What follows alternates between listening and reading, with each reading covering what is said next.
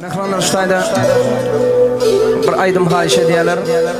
Türkmenin beyi oğlu Beyik Balşeyimiz Hacı Can ile Muhammed Peygamberimize yazılan bir aydım hayiş ediyorlar. Yollar hey ömrüm ömrüm, çıkmış yoluma ömrüm, yüreğimi böyle öğürüp seni göresim geliyor.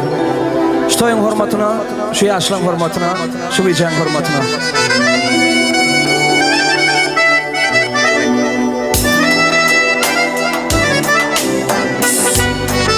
Acayip efendim ben.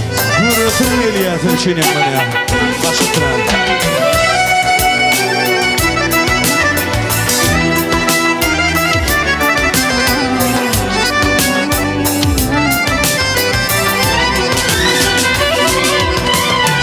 Yağlar coştu cahanna, seni göresim geliyor, seni göresim geliyor. Gökte şafak batanla, seni göresim geliyor, seni göresim geliyor.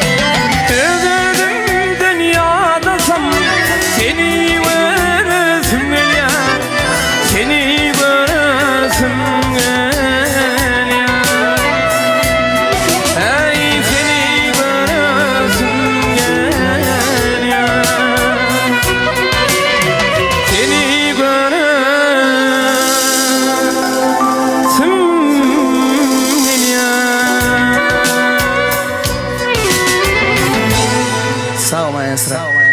Acem sağ ol.